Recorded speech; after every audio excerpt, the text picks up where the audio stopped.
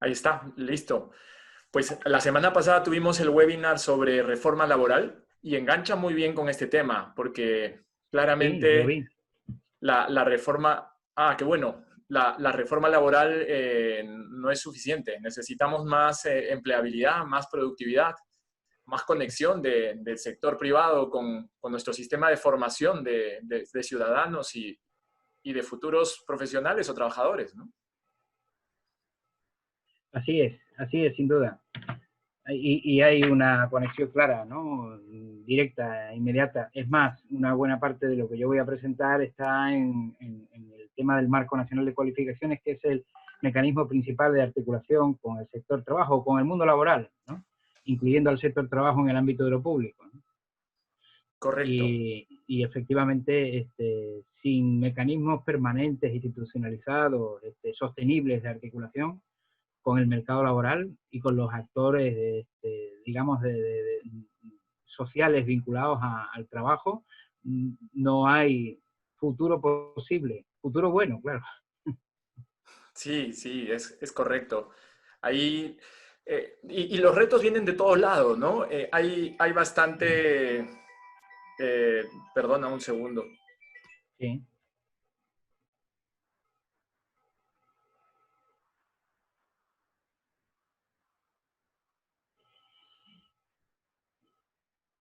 Y podemos comprobar si, o sea, ahora mismo nos están escuchando o todavía no hay audio hacia afuera. ¿Cómo funciona esto? Tú quieres, Todos nos todos ya están pueden escuchar. escuchando, todos nos están Estamos escuchando. en abierto, estamos en abierto. Sí, estamos en abierto, tenemos participantes, nos pueden escribir, nos pueden ver, pero estamos esperando, nos falta solo ya un minuto.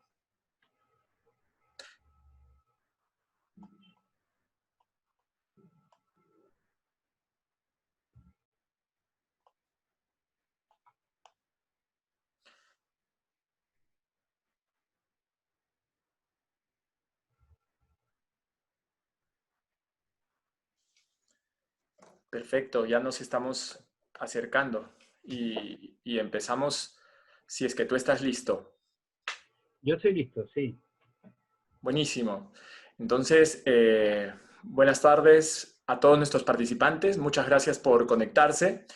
El día de hoy tendremos el webinar sobre la educación superior tecnológica en el Perú y los retos post-pandemia a cargo de Facundo Pérez. Facundo, bienvenido. Facundo es un experto en educación superior tecnológica y universitaria con más de 20 años trabajando en la materia y actualmente se desempeña como jefe de la Oficina de Calidad y Pertinencia del PEMESUT, que es el Programa de Fortalecimiento de la Calidad y la Pertinencia de la Educación Superior Tecnológica y Universitaria Nacional del MINEDU. Facundo, bienvenido. Te doy la palabra, el micro y la pantalla. Pues muy bien, pues muchas gracias Nathan, muchas gracias por la invitación. La verdad es que esto es un compromiso, ¿no? Yo vi que estaba solo en este panel y dije, esta es la mía, ¿no? Ahora sí. Entonces, bueno, encantado y ahí he preparado una presentación que está enfocada más bien a las cuestiones eh, políticas, a las cuestiones macros de los retos que se vienen efectivamente a partir de las consecuencias que nos está generando esta pandemia en el ámbito de la educación superior tecnológica. Bueno, voy a empezar compartiendo la pantalla, si les parece bien. Por supuesto. Muy bien. Bueno, ahí tienen el título de la presentación, de la idea de este foro, de este webinar, la educación superior tecnológica en el Perú, los retos post pandemia. Y hay un pequeño esquemita de aquello que voy a plantear, ¿no? En tres ideas centrales y únicas, ¿no? ¿Qué ha cambiado con la pandemia? ¿O qué ha logrado, para bien o para mal, cambiar la pandemia? ¿Cuáles son las consecuencias de ello? ¿Ya? ¿Cuáles son los riesgos verdaderos? Y si hemos obtenido o estamos en camino de obtener lecciones aprendidas. Y finalmente, cuáles son los principales desafíos o retos de la educación superior tecnológica después de la pandemia, ¿no? Y es una presentación cortita, arriba a la derecha podrán ver un poco en el marco de ese índice que veis que he presentado, cómo vamos avanzando, tiene 13 diapositivas, y bueno, también lo importante es que haya después una participación rica de ustedes que que pueda alimentar el debate, ¿no? ¿Qué ha cambiado la pandemia? Bueno, después de darle muchas vueltas y además sin pretensión de hacer un análisis sesudo del asunto, en lo que se refiere a la educación superior tecnológica, creo que han cambiado dos cosas, ¿no? Y en general al sistema educativo, ¿no? El impedimento de la asistencia a las instituciones educativas, ¿no? En este momento es imposible, no vamos a entrar en una discusión sobre ello, es simplemente una constatación de la realidad. Y por otro lado, una consecuencia que ya se da y que se va a mantener por lo menos durante los próximos meses, si no quizás algunos años, la disminución de la capacidad adquisitiva de las personas, de los estudiantes, de sus familias, para acceder a estudios de educación superior, ¿no? Y como consecuencia, ya entrando en el segundo punto del índice, como consecuencias, como riesgos que yo considero que son verdaderos, y las lecciones aprendidas, tenemos una primera conclusión que creo que es más bien una obviedad, ¿no? La vulnerabilidad de nuestro sistema educativo, ¿no? Aquí tenemos un dato específico, con una fuente, digamos, completamente legitimada, que es el caso de la Asociación de Institutos Superiores Tecnológicos Privados del Perú, Asiste Perú, que nos dice que entre el año 2019, el segundo ciclo académico del año 2019, y el primero del 2020, que acaba de terminar, digámoslo así, hemos tenido una matrícula que ha descendido en más de 78.000 personas, ¿no? En solamente la transición entre el segundo ciclo del 2019 y el primero del 2020. Hay una caída brutal, diría yo, de la demanda de la educación privada y también de la pública, aunque en menor grado, ¿no? Y específicamente en la privada tenemos datos de que hay un incremento de la demanda de la educación virtual, que también se produce sin duda en la pública, pero que no ha sido medido totalmente, ¿no? Entonces, aquí hay una primera conclusión que yo creo que es una conclusión fuerza, o una constatación, y es que el sistema o un sistema que depende de la educación privada es mucho más vulnerable. Digamos que esta asociación y algunos otros institutos privados se han acercado al Ministerio de Educación, como probablemente nunca habíamos visto, para solicitar algún mecanismo de articulación, de colaboración que permita reducir los efectos de esta caída de la demanda del servicio educativo en los institutos superiores tecnológicos, ¿no? Y que como consecuencia podría conducir al cierre de un número importante de instituciones educativas, ¿no? Entonces, un sistema que se apoya fundamentalmente, no es el caso exclusivamente, pero de forma mayoritaria, en la educación superior privada es mucho más vulnerable, ¿no? Pero la caída de la demanda de los servicios de educación privada no solo tiene que ver con la crisis económica, y esto es importante, ¿no? También tiene que ver con la dificultad de la presencialidad, no solamente tiene que ver con el recurso económico. Hay un estudio que tuve oportunidad recientemente de leer, y participé en un webinar como oyente, donde se presentaba un estudio de Miguel Urquiola, que es un estudioso de la Universidad de Harvard, y en ese estudio se hablaba del sorting, ¿no? El sorting es que cuando un estudiante va a una institución de educación superior privada, no solamente busca la formación académica, no solamente busca mejorar sus competencias o lograr determinada formación, sino también entrar en una comunidad que después, cuando accede al mercado laboral, le permite una serie de conexiones que facilitan su inserción, ¿no? Su inserción en el mercado laboral. Esto lo llaman sorting. Y en este sentido, la presencialidad de los procesos formativos, particularmente en la educación privada, tiene una importancia relevante, ¿no? Y por tanto, ojo que no solamente es una cuestión económica, sino también una cuestión de presencialidad o de la imposibilidad de la presencia, de la modalidad presencial en estas circunstancias. Después, yo creo que hay otro riesgo importante que es, y que le he puesto ese titular para ser un poquito más espectacular, pero la idea es que yo sí creo que la política está siendo sojuzgada por la urgencia, y esto es un riesgo enorme en el que llevamos cayendo muchos años, pero que ahora en estas circunstancias se multiplica por un factor importante. No sé cuantificar el factor, ¿no? Pero, digamos, si bien la urgencia hay que atenderla, es irrenunciable, y ahí hay unos datos que vamos a comentar ahora. Por otra parte, si no pensamos en la importancia, al final la cuestión de la sostenibilidad de los procesos de mejora de la calidad, de articulación con el mercado laboral, no van a ir a ninguna parte, ¿no? Entonces, la política de la curita, que no es política, digamos, del parche o de atender, porque irremediablemente hay que hacerlo, ¿no?, las consecuencias directas de la pandemia, no es suficiente. Tenemos que dejar parte de nuestras fuerzas para apostar por los procesos sostenibles, ¿no?, para concluir los procesos que nos van a llevar al diseño y a la implementación de políticas sostenibles en el tiempo. Ahí tenemos algunos datos que tienen fuente de DIGESUPA, del Ministerio de Educación, fuente formal, que nos hablan, digamos, de una situación calamitosa, o por lo menos muy complicada, de altísima complejidad, para habilitar otros procesos formativos no presenciales, ¿no? Una modalidad de educación a distancia, en este caso virtual, ¿no?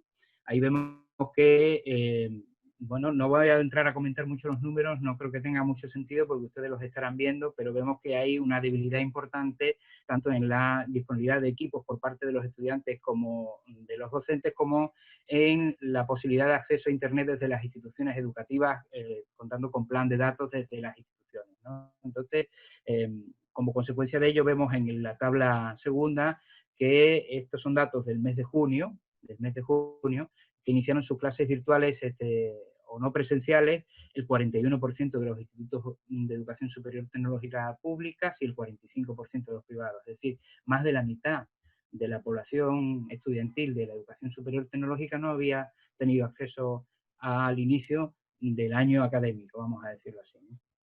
En fin,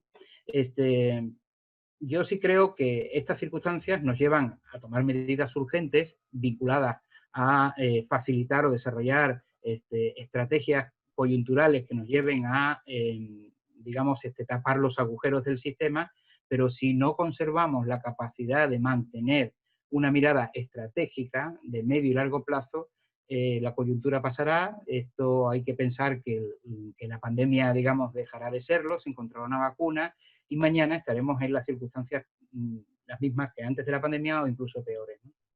Entonces, atender la urgencia, pero con una mirada estratégica, es fundamental. Bueno, esto no es algo nuevo, pero que quizás se pone mucho más de manifiesto. Dicen que la pandemia ha desnudado las debilidades de nuestro sistema educativo, y no solamente en el sistema educativo, pero digamos que las circunstancias ponen aún más de manifiesto esta situación. Tenemos un sistema de educación y formación compartimentado y con callejones sin salida, con techos, hay muchas formas de verlo, ¿no?, o decirlo. Bueno, ahí tenemos algunos datos que son también de alguna manera conocidos, pero ponerlos en el PPT nos ayuda a reconocerlos, ¿no?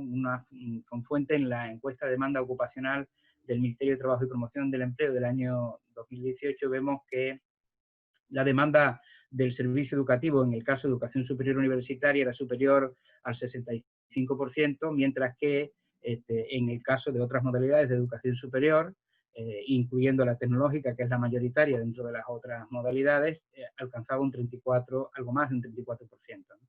Sin embargo, la demanda del mercado laboral era inversamente proporcional a la ratio anterior, ¿no?, respecto entre universitarios y otras modalidades o perfiles de egresados de otras modalidades de educación superior. Esto, que es un valor absoluto constatado año tras año, repetido de vez en cuando según la ola, digamos, de la agenda pública lo permite, tiene que tener un reflejo en las medidas de política, ¿no? Ahí tenemos otro dato abajo sobre la informalidad del empleo. Antes Nathan comentaba que efectivamente la semana pasada hubo otro webinar donde se habló de este tema, y tenemos que el 72.3% de informalidad del empleo es informal en Perú, pero hay una relación muy clara entre la informalidad del empleo y la formación. 9 de cada 10 trabajadores informales del país no tuvieron educación superior y técnico-productiva, ¿no? Y sin embargo, aquellos que tienen un empleo formal, 5 de cada 10 recibieron educación superior y técnico-productiva.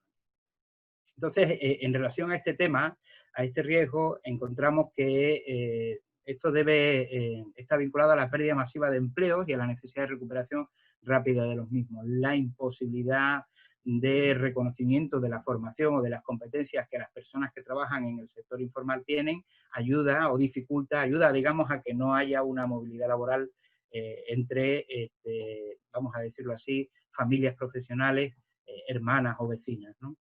la falta de flexibilidad del mercado laboral entendida desde ese punto de vista, no desde la flexibilización de los mecanismos de empleo, desempleo o despido, ya, alimentada por la carencia de un sistema de reconocimiento de competencias, hace o configura una situación que, digamos, tiene como consecuencia un nivel de afectación mayor en esta situación de pandemia.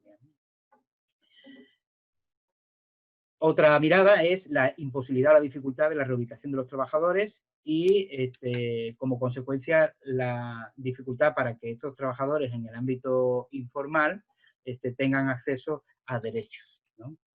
Bueno, aquí hay otro riesgo y es otra situación, otra constatación, una consecuencia que yo creo que es muy clara y que también tiene carácter histórico, y en este caso vinculado a estos aspectos que sobre todo tienen que ver como consecuencias con el mercado laboral. Tenemos que hay una confusión de roles de los actores públicos y de los privados, ¿no? Yo creo que esto es fundamental, es decir, tanto los actores públicos y en este caso específicamente el Ministerio de Educación y el Ministerio de Trabajo y Promoción del Empleo vienen haciendo desde hace muchos años una serie de cosas que no es necesario que hagan porque no es su rol. Y los resultados que se han obtenido no son buenos, ¿no? Y ahí por ahí una frase que se repite últimamente mucho, y es que si quieres que los resultados cambien, es una frase de Einstein, tienes que dejar de hacer las mismas cosas, ¿no?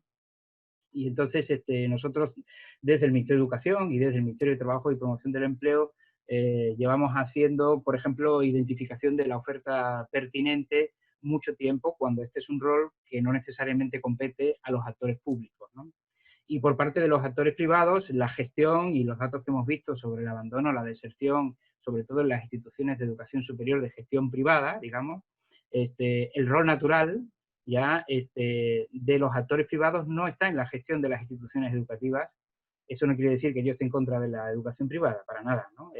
Pero su rol natural está en la definición de la oferta formativa y no en la gestión de las instituciones de educación, digamos, a cualquier nivel, pero en la superior tecnológica con más motivo.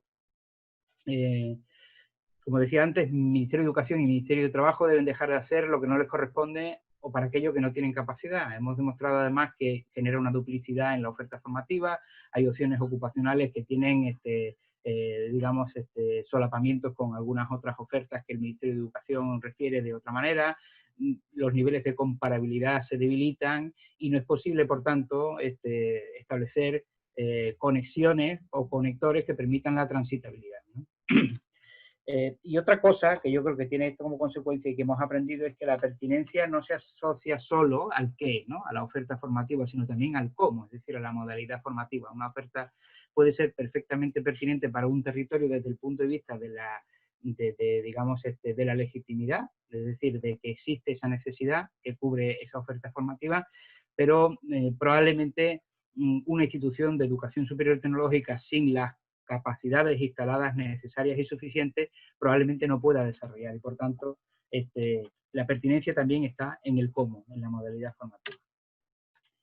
Bueno, como retos, entrando ya en la última parte para abrir el debate, ¿no?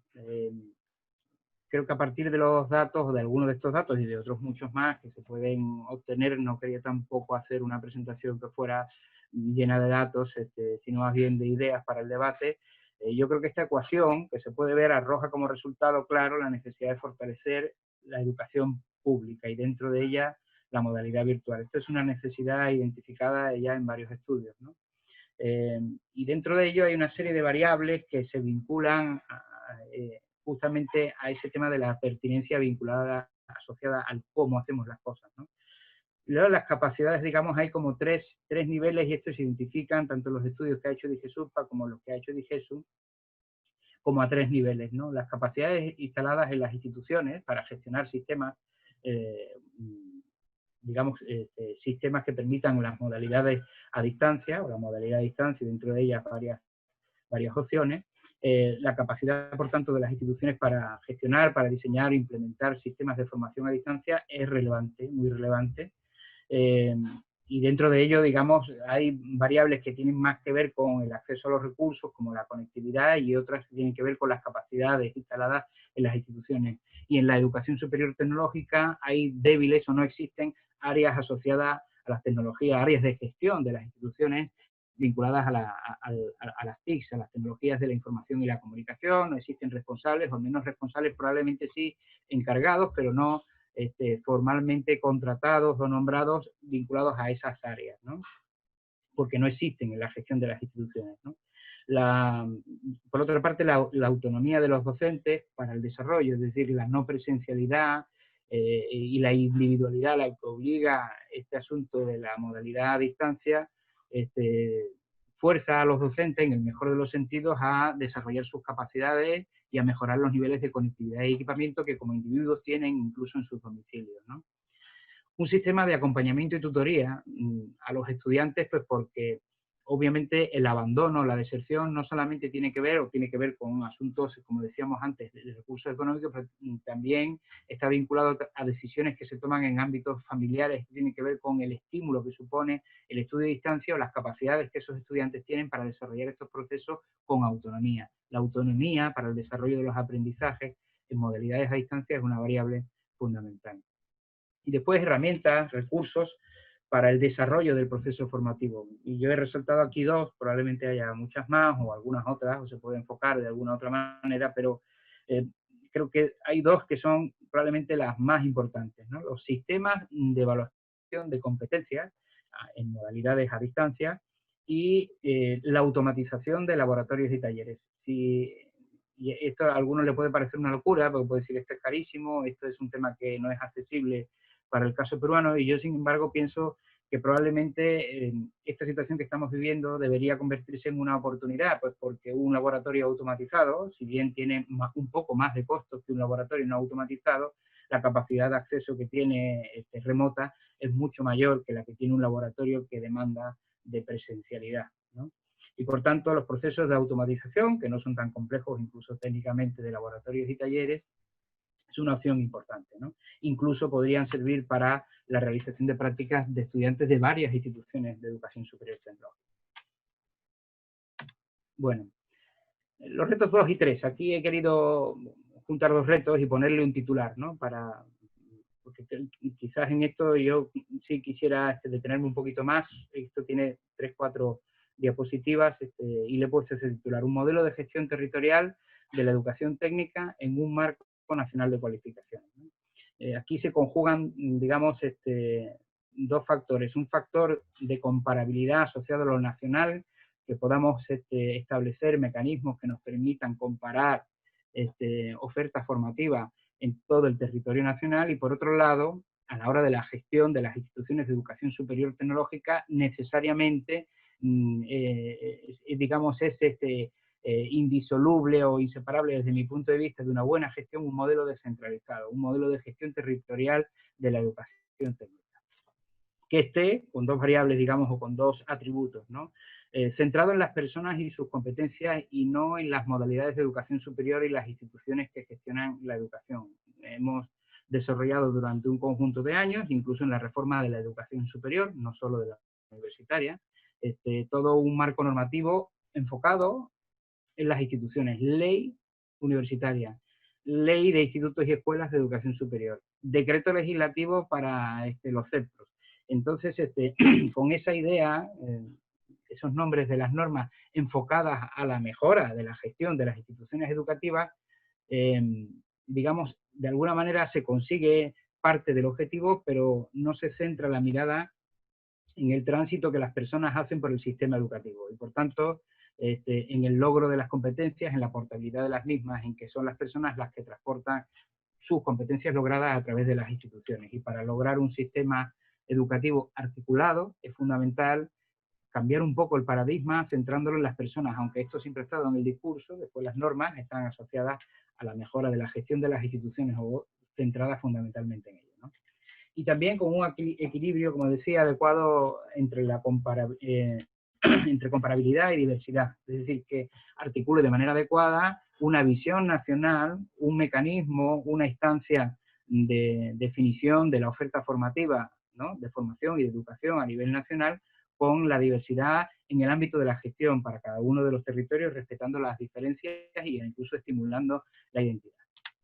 Bueno, Y esto se llama Sistema Nacional de Cualificaciones. Yo soy un convencido de que esto es el mecanismo que es previo incluso a otras muchas cosas que ya estamos haciendo y que sin esta base, sin este soporte, no será posible vincular o generar un sistema educativo articulado, ¿no? Ahí vemos en el dibujito de abajo que, bueno, en el de arriba, empezamos por el de arriba, el Sistema Nacional de Cualificaciones es un puente de confianza entre el mundo de la educación y el mundo del trabajo, ¿no?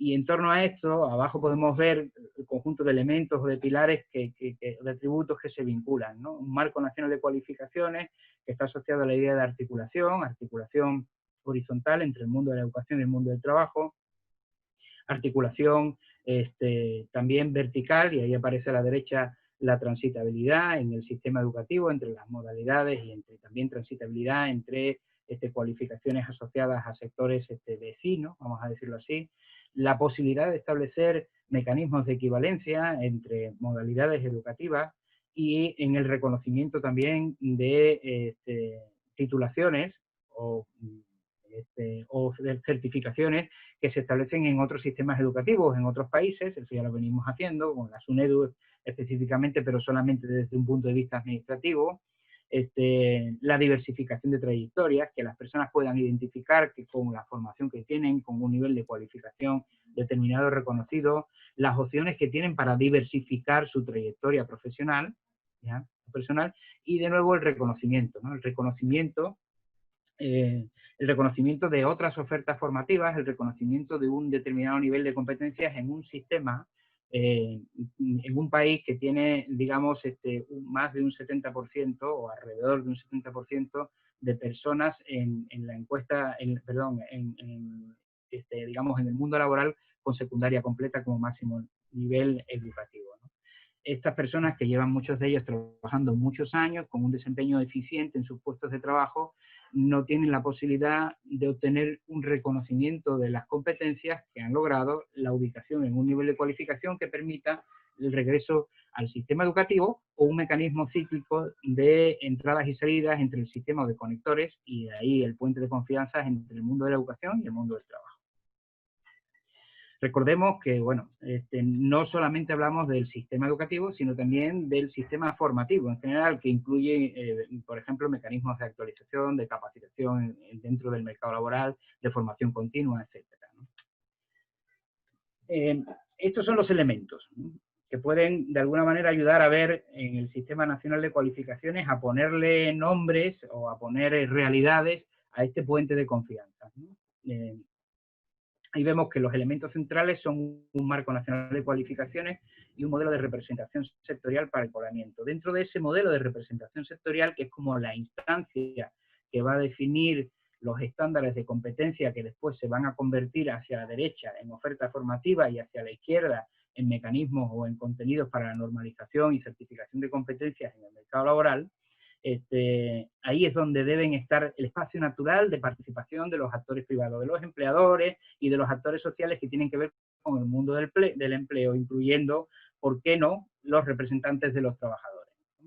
El Marco Nacional de Cualificaciones es como el articulador, el conector entre las tres dimensiones que podríamos decir que existen o en las que se puede, a través de las cuales se puede analizar la educación en general, pero la educación técnica en particular, ¿no? Tenemos la pertinencia, la calidad y la articulación, y el Marco Nacional de Cualificaciones es como el conector que hace que todo esto funcione de forma vinculada, ¿no? Y tenemos a la izquierda la certificación de competencias del Marco Nacional de Cualificaciones a partir de la participación de estos actores privados en ese modelo de representación sectorial para poblar el marco de cualificaciones. Obtenemos un conjunto de estándares de competencia que nos sirven como referente común único, y de ahí lo de marco nacional, para definir los procesos de certificación de competencia y, por el otro lado, los contenidos de la oferta educativa formal, ¿no? Y de ahí es donde podemos hacer posible que haya una vinculación, un ciclo virtuoso entre el mundo de la educación y el mundo del trabajo. A partir del mundo de la educación puedo insertarme al mercado laboral, puedo obtener mejores competencias en el mercado laboral de una manera determinada y a partir de ahí mediante procesos de certificación asociados a un nivel de cualificación determinado, volver al sistema educativo. Y eso es lo que garantiza este sistema nacional de cualificaciones, son los elementos, ¿no? Tenemos abajo ese reconocimiento de aprendizajes previos, que es un nombre que a mí me gusta mucho, que ayuda a garantizar la portabilidad de las competencias, ¿no? Yo, mi caso personal, ¿no? Más allá del reconocimiento de mi título por parte de la SUNEDU, que es un reconocimiento administrativo, yo he participado en otros procesos formativos en España, que incluso llevan a titulaciones en el ámbito del Espacio Europeo Único de Formación, que aquí no es posible prácticamente reconocer. Si hubiera un sistema de este tipo, yo podría certificar mis competencias, vincularlas a un nivel de cualificación determinado y poder utilizarlas para continuar estudios superiores o para tener un reconocimiento, ¿no? Que en sí mismo ya tiene un valor, ¿no? Este reconocimiento de aprendizaje previo puede tener que ver con reconocimiento de otras titulaciones o otros procesos formativos fuera del territorio nacional. Puede tener que ver con la certificación de competencias para el desarrollo de procesos formativos o puede tener que ver con precisamente aquello que ya venimos haciendo, y es el reconocimiento de títulos que nos sirven para el desempeño en el mercado laboral. Y el sistema de aseguramiento de la calidad, que es el último elemento de la calidad de las cualificaciones, tiene que ver con un sistema interno de gestión de la calidad que lo que identifica son procesos, procedimientos, indicadores, conectores de entrada y salida que permiten justamente asegurar que aquellas acreditaciones, que aquellos certificados, aquellas credenciales que son motivo de los procesos de certificación de competencia o de las titulaciones realmente corresponden a los niveles de cualificación que dicen corresponder, ¿no? Algunas virtudes, ¿para qué nos sirve este Sistema Nacional de Cualificaciones o el Marco Nacional de Cualificaciones? Bueno, ya lo he explicado, pero para articular y flexibilizar los sistemas de educación y formación, hablaba de la capacitación laboral, por ejemplo, como parte del sistema de formación y no de educación formal, con las necesidades del sector productivo. En ese modelo de representación sectorial se supone que los actores privados, de manera institucionalizada y permanente, participan y hacen posible que las necesidades del mercado laboral se incorporen tanto a los procesos de certificación de competencias como a los procesos de la educación formal, a los títulos de la educación superior tecnológica y técnico-productiva, y también es posible que la universitaria, ¿no? El Marco Nacional de Cualificaciones es un marco integrado que incluye todos los niveles educativos. Incrementar la transparencia de las cualificaciones, es decir, que haya una credencial única que recoge y que reconoce un nivel de cualificación determinado que permite identificar qué sabe hacer una persona con el mismo lenguaje, tanto desde el ámbito de la educación como desde el ámbito del trabajo. Reconocer la experiencia y aprendizaje de personas que se han formado o que han logrado competencias por fuera del sistema educativo. Yo siempre aquí cuento un ejemplo de un joven carpintero, hijo de un carpintero, que se forma en la carpintería con su padre como aprendiz, y que después, cuando tiene 15 o 16 años, tiene más conocimiento y desarrollo de habilidades específicas procedimentales de carpintería que cualquier egresado de una carrera vinculada a carpintería, ¿no? En el ámbito de la educación superior tecnológica. Y este muchacho o muchacha no tiene el cartoncito famoso, la credencial que le permite identificarse como persona que logró un cierto nivel de cualificación. Si hiciéramos posible esto, estaríamos habilitando a esta persona a un cierto nivel de cualificación y eso le abriría un proceso de articulación o de diversificación de trayectorias formativas, tanto en el ámbito de la educación como en el ámbito del trabajo, ¿no? Por otra parte, permite el incremento de la movilidad laboral de las personas en el mercado de trabajo, obviamente, si es laboral, ¿no? Este incremento de la movilidad laboral facilitado por la identificación de los ámbitos de competencia, de los estándares de competencia que pueden tener algunas competencias comunes en diferentes sectores formativos. Por ejemplo, un operador de maquinaria pesada en la minería puede trabajar en construcción, que necesite las mismas competencias, utilizando las mismas máquinas, puede trabajar en la construcción de una carretera, puede trabajar, por ejemplo, con un tractor en un proceso productivo en el agro. En fin, hay una versatilidad y, por tanto, la organización de los sectores no tiene que ver con el reparto de los presupuestos, sino que tiene que ver, o tendría que tener que ver, en este caso, a la hora de ordenar el proceso de poblamiento con aquellas áreas funcionales que tienen competencias en común, ¿no? Sirve para modernizar la educación y la formación al revisarse de forma permanente e institucionalizada estas cualificaciones que requiere el mundo de la producción, ¿no? Y esto, bueno, es probablemente de lo que más he hablado. Y por último, es un mecanismo que en sí mismo sirve para asegurar la calidad de la oferta de la formación y la educación. Bueno, en el ámbito del territorio, esta es una diapositiva que en diferentes formas lleva acompañándome años y todavía no me la compra nadie. Entonces, yo, por pesado, a lo mejor algún día acaba sucediendo. Yo pienso que efectivamente para tener éxito en el ámbito de la educación técnica en los territorios del Perú, en los diversos territorios del Perú, hay que tener un modelo de gestión que podría ser parecido a este, ¿no? Que vincule diferentes niveles o tipos de instituciones educativas. Aquí hemos incluido los CEBAS, hemos incluido el tecnológico en el nivel central, un centro rural de formación en alternancia, por ejemplo, un CEDPRO, incluso podría haber una o varias universidades. El asunto es la vinculación de estos niveles de cualificación logrados a través de estas instituciones educativas y un mecanismo de articulación que permita un tránsito eficiente de las personas, que son lo importante, con sus competencias en su mochila, la portabilidad de las competencias a través de las diferentes instituciones educativas por las que una persona vaya pasando, de manera que el sistema educativo y formativo esté enfocado en garantizar el tránsito a lo largo de las instituciones y no en frenarlo. A día de hoy sabemos que si bien están aprobadas normas, estas leyes a las que hacíamos referencia anteriormente, que hacen posible el tránsito de las personas, en la realidad esto es de enorme dificultad porque requiere de convenios específicos suscritos entre las instituciones. Esto debería estar normado por defecto,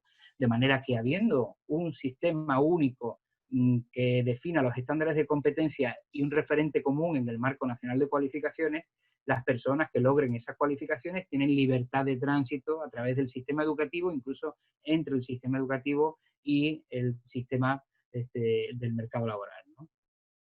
Hay algunas ideas ahí, ¿no? La convalidación y la transferencia de crédito, la certificación modular para garantizar que ese tránsito se puede dar y la planificación articulada de la formación técnica para definir la oferta formativa a partir de un marco nacional.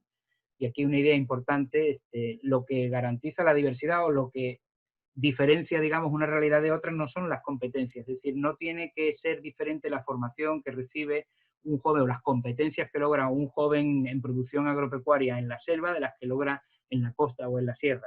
Lo que es diferente es el contexto de aplicación de esa competencia y eso tiene una serie de características que deben llevar a adaptar la competencia. Pero las competencias son las mismas, las técnicas de inserción son las mismas, incluso entre el hemisferio norte y el sur, me van a permitir, solo que allí se cultiva en una determinada temporada del año y aquí en la temporada inversa, pues porque por razones obvias que tienen que ver con, ¿no?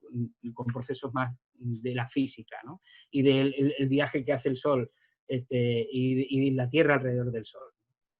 En fin, este es el modelo de gestión territorial de la educación técnica, que yo creo que es, o por lo menos es la estructura o un dibujo generoso de lo que podría ser la estructura del modelo articulado de gestión de la educación técnica para el territorio, para un territorio determinado en el país.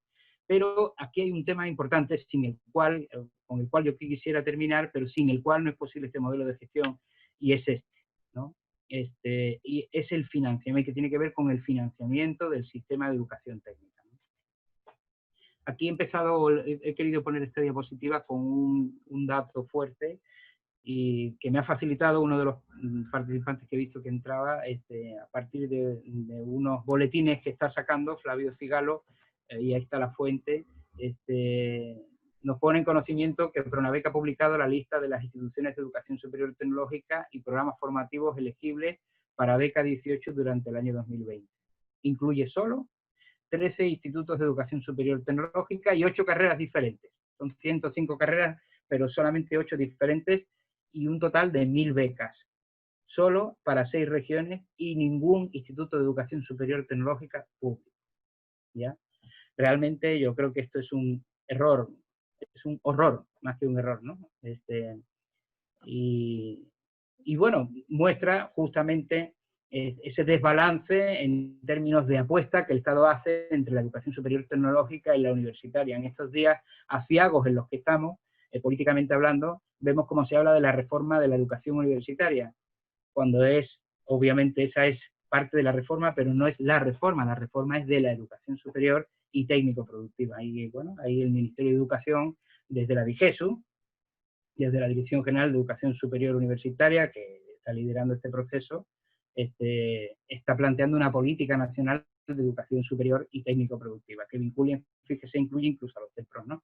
Ojalá que esto salga, se apruebe pronto, que la coyuntura lo permita, porque puede ser, digamos, un soporte a partir del cual se puedan desarrollar algunas de estas ideas. De hecho, el borrador incluye algunas de ellas, ¿no? Como lo del Marco Nacional de Cualificaciones. Pero en el territorio, y para concretar y terminar, esta es la última diapositiva, considero que es necesario que los tecnológicos tengan identidad presupuestal. No existen en el presupuesto, ¿no? Y los niveles de autonomía que requieren para la gestión de un presupuesto, quizás no como individuo, como cada uno de los institutos, quizás como grupo de institutos vinculados a una dirección regional, ¿no? O a un territorio determinado, el que fuera, ¿no? A día de hoy no existen en el presupuesto público. De hecho, la única posibilidad de consulta en el SIAF es para el conjunto de las instituciones de educación superior no universitaria. Lamentable definición, ¿no? Por la negación. Es necesario reforzar los mecanismos de financiamiento que están vinculados a calidad, ¿no? Exigimos calidad sin recursos. Hoy no existe, o sea, la partida de nacimiento de un niño cuando nace y tiene un mínimo de edad, digamos, el documento de identidad es su DNI o su partida de nacimiento antes que el DNI, pero el de un instituto no es la resolución de creación del instituto. El de un instituto es justamente un código en el presupuesto. Y a día de hoy no existen, los institutos no existen en el país. Y es por eso que efectivamente no conocemos la mayoría, ¿no? Y el PRONAVEC, yo supongo que esta decisión tiene que ver de no incluir ningún instituto público porque se supone que no hay calidad en los institutos públicos. Yo desde mi experiencia les puedo decir que obviamente tenemos muchos problemas en los institutos de educación superior tecnológica pública, pero nadie puede afirmar en este país que no existe ningún instituto de educación superior tecnológica pública que no tenga buena calidad, ¿ya? Entonces sí hay institutos públicos con una calidad importante, con una buena calidad, ¿no? Que merecerían, que serían merecedores de esta vía indirecta de financiamiento de la educación superior tecnológica, ¿no? Después hay algunas otras medidas que tienen que ver con el interior de las instituciones. Es necesario fortalecer las capacidades de gestión de los aparatos administrativos, que hoy tampoco existen, no existen administradores. Hay personas a las que el director le coloca la medalla de administrador, pero no existe el cargo de administrador en los institutos, y porque no existe gestión del presupuesto, porque no existen en el presupuesto, ¿no? Y esto no está además como puesto como personal administrativo, ¿no?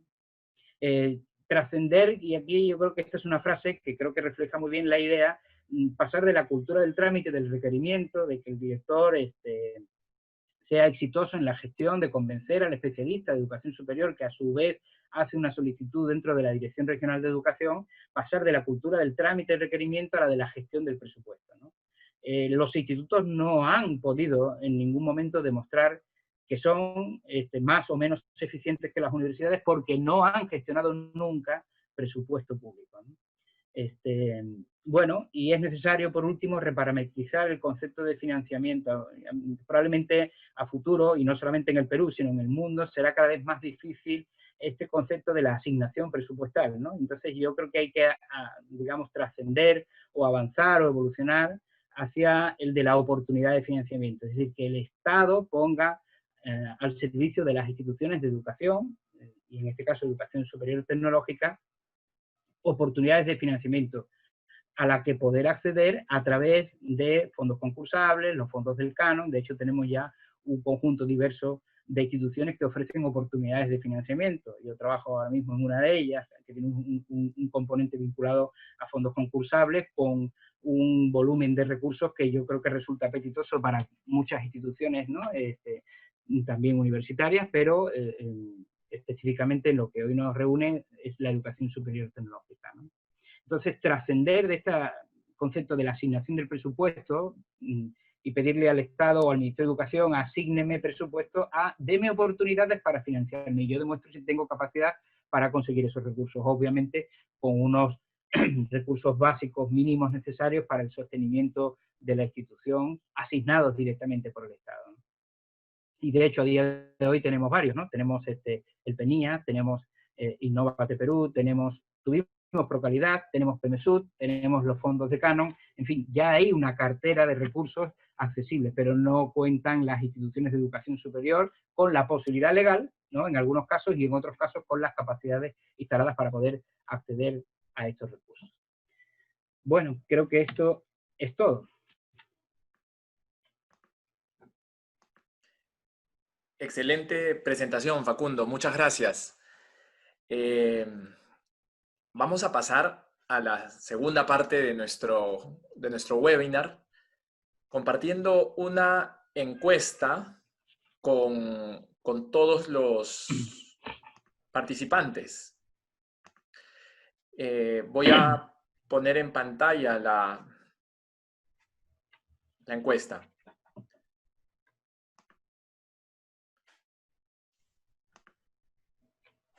Yo tengo que dejar de compartir, ¿verdad? Sí, un segundo.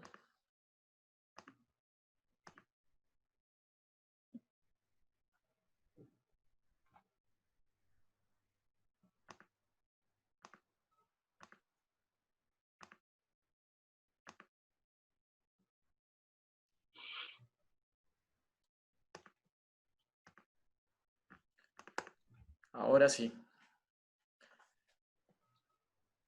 Perfecto. Entonces, la encuesta está aquí. Vamos a lanzar la encuesta a todos los participantes que ya la pueden ver en sus pantallas. Voy a leer las preguntas de la encuesta. ¿La educación superior tecnológica es adecuadamente valorada en el Perú? ¿Sí o no? Segunda pregunta. ¿Hay mayor demanda por egresados de educación superior tecnológica que de universidad? ¿Sí o no? Tercera pregunta. ¿Los institutos de educación superior tecnológica tienen una oferta acorde a la demanda de cada territorio? ¿Sí o no? Cuarta pregunta. ¿Los profesores de los institutos de educación superior tecnológica están actualizados? ¿Sí o no? Quinta pregunta. ¿Los institutos de educación superior tecnológica están suficientemente cerca del sector empresarial? ¿Sí o no? Sexta pregunta. ¿Las empresas buscan articularse a la educación superior tecnológica? ¿Sí o no? Séptima pregunta. ¿Los profesores y directores de los institutos de educación superior tecnológica buscan articularse a las empresas? ¿Sí o no? Octava pregunta. ¿Hay articulación entre las secundarias técnicas, los CETPROS, y las instituciones de educación superior tecnológica? ¿Sí o no? Novena pregunta. ¿Hay suficiente información sobre los programas que son de alta calidad en los diferentes institutos de educación superior tecnológica? ¿Sí o no? Y pregunta final. ¿Se aprende más trabajando y haciendo que estudiando? ¿Sí o no? Facundo, mientras nuestros participantes responden la encuesta, te lanzo una pregunta para que el público en general pueda entender mejor la discusión. ¿Cuál es la diferencia entre educación superior tecnológica y educación universitaria?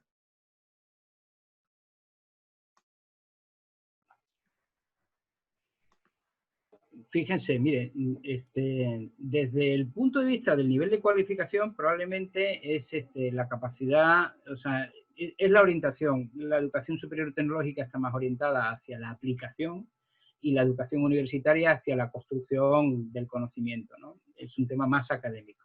Desde un punto de vista de la cualificación, la educación superior tecnológica estaría ubicado en un nivel 4 o 5 sobre 8, ¿ya?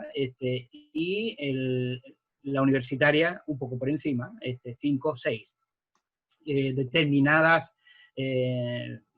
formaciones de pregrado se solapan con algunas formaciones de educación superior tecnológica. Entonces, en ese sentido, sí hay una conexión, hay una continuidad. Entonces, las fronteras son difusas, los niveles de cualificación también dependen de las formaciones adicionales que hayan tenido las personas o de la experiencia en su vida y en su en su trabajo o en sus trabajos a lo largo de su vida, ¿no? Entonces, yo creo que la diferencia fundamental tiene que ver con eso, ¿ya? Tiene que ver con la variable probablemente construcción del conocimiento, investigación, pero hay un círculo virtuoso que vincula educación superior, tecnológica y universitaria, y es el de la innovación, ¿no? La investigación, el desarrollo y la innovación. Sin duda, en las universidades, y no precisamente en el pregrado, sino más bien en el posgrado, se orientan hacia la investigación y el desarrollo de procesos vinculados a la empresa, ¿ya? Pero la innovación, los actores llamados al desarrollo de la innovación, es decir, a llevar al mercado el asunto, son los institutos de forma natural en su concepción. Otra cosa es que los nuestros, en la mayoría de los casos, no puedan hacerlo porque no tengan las capacidades, ¿no? Entonces, ahí en ese círculo virtuoso de I más D más I minúscula, y investigación, desarrollo e innovación, hay una articulación entre empresa, universidad e institutos de educación superior tecnológica, ¿no? Y en ese marco, Facundo, ¿tú crees que las universidades en Perú operan como universidades bajo este concepto de la división entre educación universitaria y educación superior tecnológica? ¿O algunas de las universidades están ofertando cursos que deberían ser ofertados en los institutos de educación superior tecnológica? Bueno, creo que como oyentes hay algunas personas que podrían responder también muy bien a eso, ¿no? Pero yo creo que no. Yo creo que muchas de las universidades en la formación de pregrado tienen, digamos, mirando los diseños curriculares, por ejemplo, uno se da cuenta que más allá de la calidad del proceso formativo que lleva al cumplimiento de ese perfil esperado de egreso o no, que justamente los objetivos son más, entre comillas, más chatos, más asociados a procesos de aplicación y no de generación o de construcción del conocimiento, ¿no? Por tanto, la respuesta es no. Y además los procesos universitarios de investigación, las competencias vinculadas a investigación, en casos muy excepcionales se aprenden en el pregrado. Se desarrollan más bien a través del desarrollo de la práctica de la propia investigación en los departamentos universitarios, ¿ya? O a través de estudios de posgrado, ¿no? Correcto, Facundo. Volveremos a este tema después de la encuesta. Ya tenemos las respuestas, vamos a cerrar la encuesta y listo. Facundo, entonces la mecánica es la siguiente. Leo la pregunta, comparto los resultados de la encuesta de nuestra audiencia, luego tú respondes la pregunta y finalmente yo también respondo la pregunta. ¿Te parece? Muy bien. Primera pregunta. ¿La educación superior tecnológica es adecuadamente valorada en el Perú? Sí, 6%. No, 94%. ¿Tú qué opinas, Facundo? Radicalmente de acuerdo. Yo lo llevaría al 98. Al 98%, No. totalmente de acuerdo Sí, también. sí, No es porque valorada además la educación no superior solamente... tecnológica y creo que la razón por Sí, la que no es valorada es porque en general no se entiende la diferencia con la educación universitaria o y el fin con la educación universitaria. La mayor parte de las personas profesionales que egresan de universidades son para aplicar conocimientos, no para desarrollar conocimientos. En ese sentido, probablemente falta más difusión de la educación superior tecnológica y las características y fines que persigue, ¿no? Segunda pregunta, ¿hay mayor demanda por egresados de educación superior tecnológica que de universidad? Respuestas divididas. Sí hay mayor demanda, 53%. No hay mayor demanda, 47%. ¿Tú qué opinas, Facundo? fíjense que y entiendo que la opinión esté dividida porque hay una distorsión del mercado laboral. Es decir, hay muchos empresarios que prefieren contratar a aquel que tenga mayor nivel, entre comillas, de cualificación, pues porque la división del trabajo, la organización del trabajo no está adecuada y por tanto hay un achatamiento de la pirámide en el mercado laboral, ¿no? Sin embargo, está demostrado que los perfiles que buscan son perfiles más vinculados, y hay datos, ¿no? Algunos de ellos los he presentado, ¿no? Que muestran que la demanda de la educación superior tecnológica es mayor. Por aquí tengo un dato, fíjense, eh, la demanda de profesionales universitarios es solamente del 20,4% en comparación con los perfiles de la educación técnica, técnicos y tecnológicos, que llega casi hasta el 80%. Wow, ¿Ya? Esto es un dato de la encuesta de demanda ocupacional del Ministerio de Trabajo. correcto. Entonces, yo también entiendo la distorsión y muy buena explicación, muy buen dato. Yo también creo que hay mucha más demanda por egresados de educación superior tecnológica. Lo que falta es entender que lo que están buscando es el egresado de la educación superior tecnológica, no el egresado universitario, ¿no? Tercera Eso es. pregunta.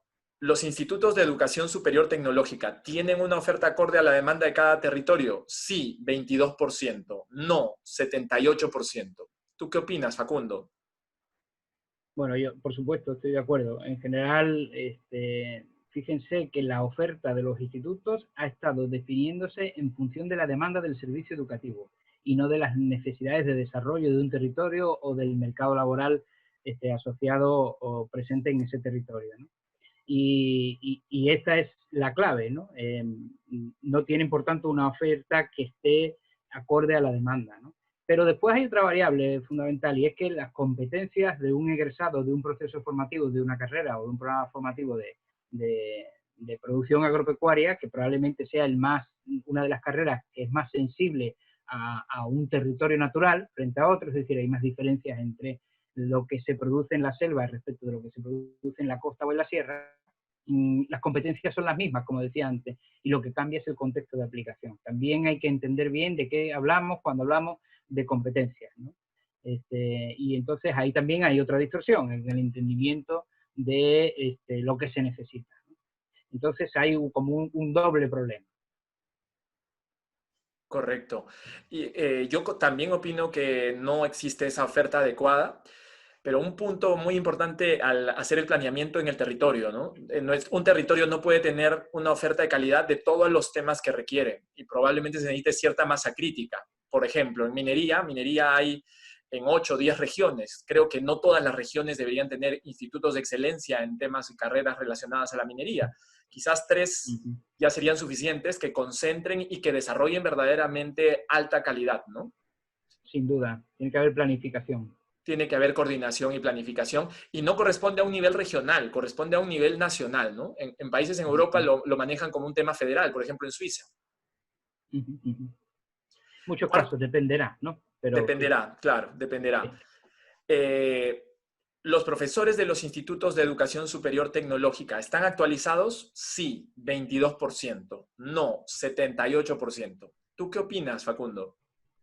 Fíjense, he pedido unos datos a una persona que se encarga de esos temas en el Ministerio de Educación, y vinculado a los perfiles de los docentes. Resulta que tenemos algo más del 20% de los docentes de la educación superior tecnológica nombrados que son que son menores de 50 años. Es decir, el 80% son mayores de 50 años. ¿Ya? Y en los contratados la figura es la inversa, hay 70 y tantos por ciento de docentes que son menores de 50 años. ¿Qué quiero decir con esto? O sea, la ilusión, la capacidad, y yo tengo 52, voy a cumplir, de actualización, la posibilidad de romper, digamos, las barreras tecnológicas, ¿no? La naturaleza de los procesos formativos en las competencias logradas por una persona mayor de 50 años es sensiblemente menor, ¿no? Entonces, ya desde la constatación de los perfiles de los docentes, ya en esta distribución etaria, podemos decir que efectivamente nuestro patrón no es muy halagüeño, ¿no? Para responder a esa pregunta, ¿no? Y después ha habido un abandono terrible, ¿no? Por parte, es decir, no es solamente culpa, o sea, ¿por qué tenemos ese patrón de los docentes, etario en los docentes? Pues tenemos ese patrón pues porque no ha habido procesos de nombramiento ni de contratación durante años.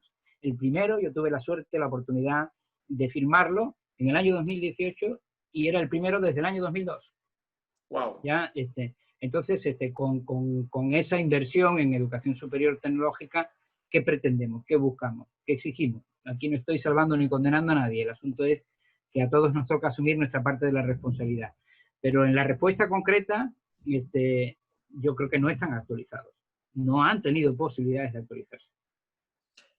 Y Yo además ocurre aquí coincido. un doble problema, perdona Nathan, Sí, dale. ocurre que la mayoría de los docentes son egresados de carreras de educación superior universitaria del ámbito temático en el que se ubican profesionalmente en la oferta formativa, ¿no? Un ingeniero agrónomo que egresó hace 30 años y que en 30 años lo que le han venido pidiendo es que se forme pedagógicamente, ¿ya? Lo cual está bien, pero no es exclusivo. Entonces le han exigido incluso formación de posgrado financiada por sí mismo, ¿no? Entonces, lo que hemos contribuido desde el sistema es a deformar su capacidad, su formación inicial, ¿no? Digamos, entonces, de alguna manera, yo creo que a los docentes de la educación superior tecnológica hay que despedagogizarlos. Es correcto. Y bueno, yo coincido contigo que no son, no tienen el perfil o no están actualizados. Y acá hay una consecuencia dramática, catastrófica, ¿no? Que los estudiantes de educación superior tecnológica que podrían no tener muchos recursos, no van a tener grandes oportunidades para actualizarse en el futuro. Y si aprenden con docentes no actualizados, lo que aprenden ya no necesariamente es relevante en el mercado laboral. Y cuando tenemos una época en la que la tecnología cambia tan rápidamente, empezar la educación desactualizado, pues te impone un costo altísimo, ¿no? El no docente en función docente, es decir, el practitioner de límite de conocimiento de las nuevas prácticas, de las nuevas tecnologías, es el que debería estar involucrado en el sistema de educación superior tecnológica. Quinta pregunta, ¿los institutos de educación superior tecnológica están suficientemente cerca del sector empresarial? Sí, 19%, no 81%. ¿Qué opinas, No, no, no, Facundo? o sea, bueno, no se puede estar en desacuerdo con eso, es una realidad constatable, ¿no? Ahora, Totalmente. sí, aquí también hay que hacer otra reflexión, no podemos pedir peras al olmo, permíteme el refrán castizo, ¿no? Es decir, el instituto tiene unas capacidades limitadas, como decíamos, un número de docentes con unos perfiles determinados, y les pedimos que hagan un proceso de articulación con el entorno, ¿no? Y que redefinan y adapten y contextualicen a su realidad específica de su terruñito, ya no a nivel regional siquiera, sino en el ámbito provincial. Hay casi un instituto superior tecnológico público por provincia, ¿no? Adapte, digamos, los contenidos de su diseño curricular. No tienen capacidades para hacer eso. Y se ha intentado en diferentes proyectos, se ha intentado en diferentes oportunidades, ¿no? Entonces, en el ámbito en el que hay que hacer ese acercamiento, no es en el ámbito de la educación superior, de la institución de educación superior tecnológica, pienso yo. El ámbito fundamental de ese acercamiento es nacional y es regional, ¿no? Correcto, con el marco de cualificaciones que presentaste, ¿cierto? Correcto. Sexta pregunta. ¿Las empresas buscan articularse a la educación superior tecnológica? Sí, 25%, no, 75%. ¿Qué Yo opinas, Facundo? tuve la oportunidad de vivir esto en primera persona. Yo fui director de un instituto de educación superior tecnológica público, ya, en Mayares, con convenio con la cooperación española en aquel momento, a día de hoy transferido y como cualquier otro instituto de educación superior tecnológica pública, ¿no? Eh, y, y entonces tiramos del manual de la adecuada gestión y entonces dijimos hay que acercarse a las empresas, ¿no? Cuando nos acercamos a las empresas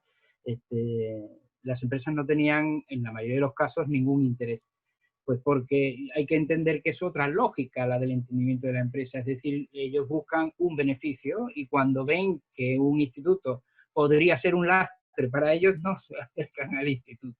Es decir, el instituto tiene que estar en disponibilidad o en disposición de ofrecer algo al empresario que le interese, y el empresario también tiene que cambiar el perfil. Tenemos un perfil promedio del empresario peruano que, digamos, no es muy abierto a estos mecanismos de articulación, ¿no? Y además vive acomodado en el presente, vamos a decirlo así, o por lo menos sujeto al presente y sin una mirada de futuro, ¿no? No es capaz de visibilizar en muchos de los casos, salvando honrosísimas excepciones, que hay un beneficio en la inversión o que esa aportación, esa articulación con un instituto es un beneficio al futuro porque está contribuyendo a generar este capital humano para su propia empresa, ¿no? Correcto. También hay que entender en Perú que el número de empresas que tienen la productividad suficiente para que puedan prestar atención a el entorno y ver la Sí, el formación de tamaño. sus trabajadores, más allá de su propia supervivencia de día a día, es bajo, ¿no? Es bajo y más bajo en Sí, regiones, sí, sí, sí, en sectores muy específicos. sí. Séptima pregunta. ¿Los profesores y directores de los institutos de educación superior tecnológica buscan articularse a las empresas? Sí, 53%. No, 47%. ¿Tú qué opinas, Facundo? Yo creo que sí. Yo creo que sí. Además, yo creo que es mayoritario este asunto. Hay primero una vocación de conseguir buenos resultados, de poder mostrar. Creo que la mayoría de los institutos de educación superior tecnológica, específicamente los públicos, los docentes, los profesores, los directores, tienen una vocación importante por obtener buenos resultados, buscan cuando buscan el licenciamiento, han buscado la acreditación, buscan proyectos de mejora, pero tienen capacidades limitadas y recursos inexistentes, ¿no? Entonces, pero yo creo que sí buscan en general articularse. Otra cosa es que tengan los recursos, las capacidades, los medios, las técnicas para hacerlo, ¿no? De acuerdo, yo estando más lejos de este tema y de los profesores, no teniendo el conocimiento de campo como tú, yo sería más conservador. Pensaría que los profesores y directores no necesariamente tienen este interés, o bueno, que se mezcla con la falta de capacidades, ¿no? Y la dificultad de hacerlo. En todo caso, es un reto para el perfil Es del un reto, docente y sí. del director, ¿no? Sí. Pregunta 8. ¿Hay articulación entre las secundarias técnicas, los CETPROS, y las instituciones de educación superior tecnológica? Sí, 6%. No, 94%. ¿Tú qué opinas, Bueno, Facundo? hay ejemplos gloriosos, ¿no? Pero son muy limitados, ¿no? Tenemos el ejemplo de la UGEL Leoncio Prado en Huánuco, tenemos la UGEL 07 de San Borja, aquí cerquita, en Lima, tenemos el caso del proyecto de CPSER en Piura para la articulación entre las secundarias y los institutos, con el Centro de Formación Profesional Binacional. Tenemos el CEFOP de la Libertad y Cajamarca. Tenemos algunas experiencias importantes que, digamos que nunca han llegado a convertirse, digamos, a ser evaluadas y a convertirse, digamos, en un mecanismo nacional. Ahora hay un resurgir de este tema de la secundaria técnica o de la educación técnica con secundaria. Se sacó el año pasado, si no recuerdo mal, eh, alguna norma en la que se fortalecía este proceso, se aumentaba el número de horas del área de educación para el trabajo, nombre que, digamos, no ha traído muchos beneficios a la educación técnica en secundaria, ¿no? Llamarla educación para el trabajo, pero en realidad no es un tema institucionalizado, es un tema reducido. Y muchos de los institutos tienen la idea de que unirse a la secundaria o articularse con ella o los centros de educación técnico-productiva no es negocio porque son menos que nosotros, ¿no?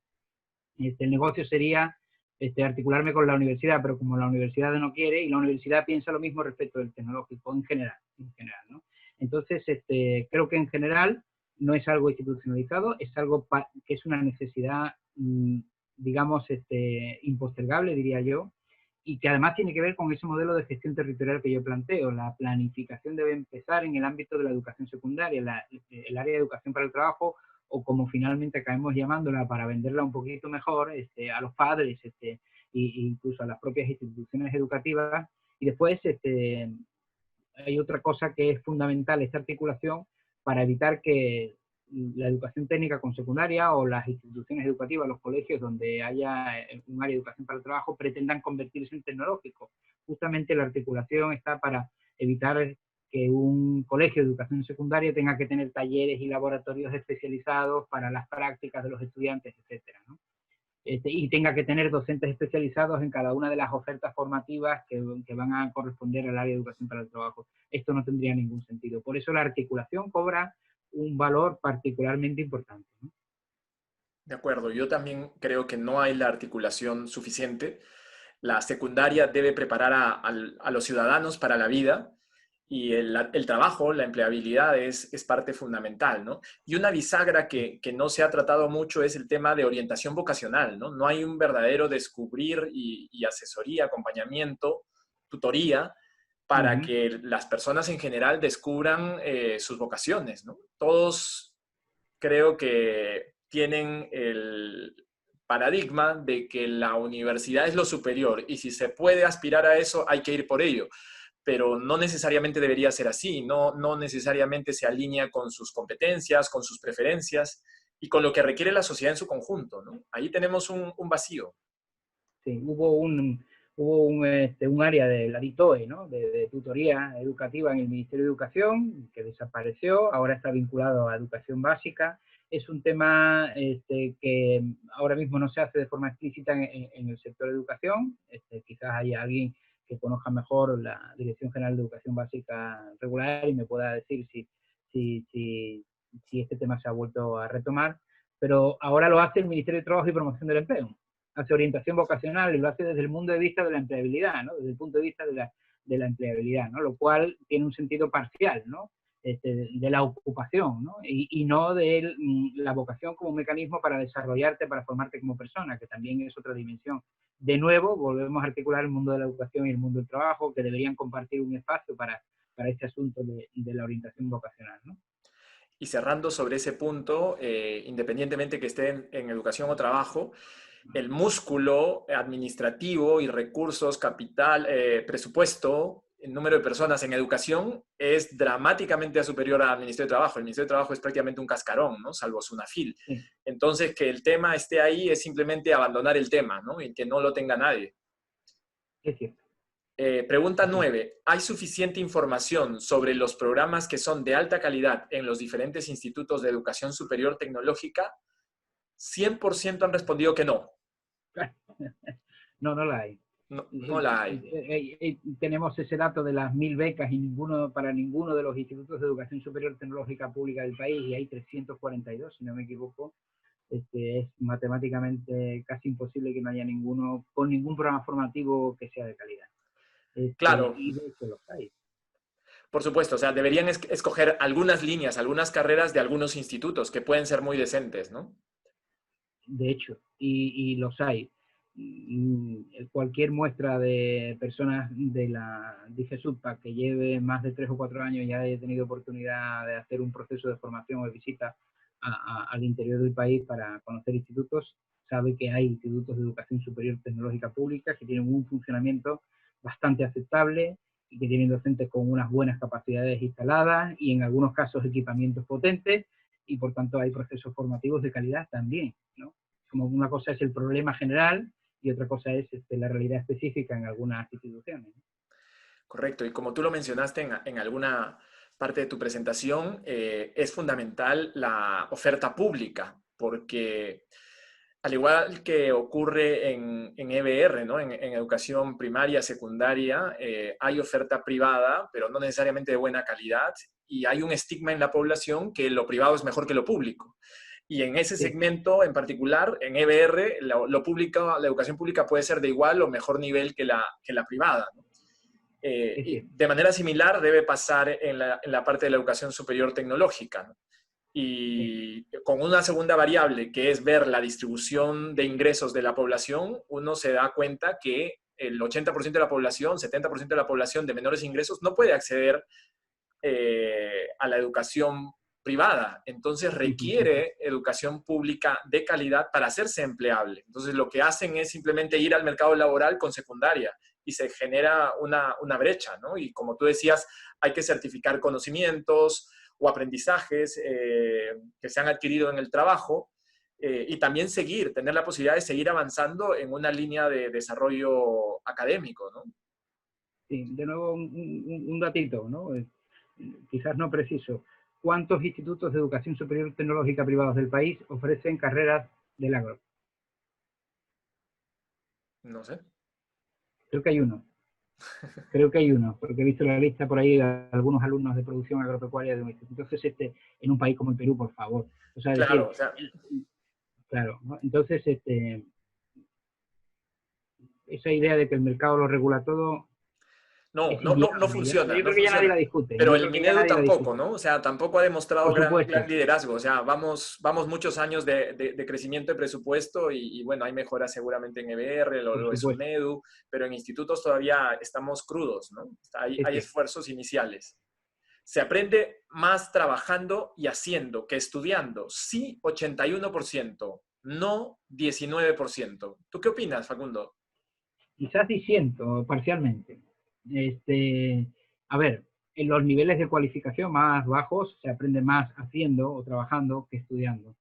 pero cuando vamos avanzando en los niveles de cualificación se necesitan niveles de abstracción del conocimiento que es mucho más fácil lograr por una interacción entre digamos, el conocimiento, la adquisición del conocimiento teórico y la aplicación en la práctica para después volver al conocimiento teórico, ¿no? Entonces, sí, pero con esa tingencia, con esa aclaración, ¿no? Perfecto, Facundo. De la misma manera, yo también reconozco las virtudes del aprender haciendo. Sin embargo, en la parte más sofisticada del conocimiento es necesario esa interacción, ¿no? Y siempre, en cualquier etapa, esa interacción de hago y recibo una explicación de por qué lo hago contribuye a cimentar el conocimiento. Y esa es la intención del marco de cualificaciones, entiendo, ¿no? De tener mayor interacción entre el trabajo, la práctica y la escuela, ¿no? O el instituto. Vasos comunicantes entre el mundo del trabajo y el mundo de la educación reales, no solamente teóricos, ahí sí, ahora mismo son teóricos. ¿Ya? Buenísimo, Facundo.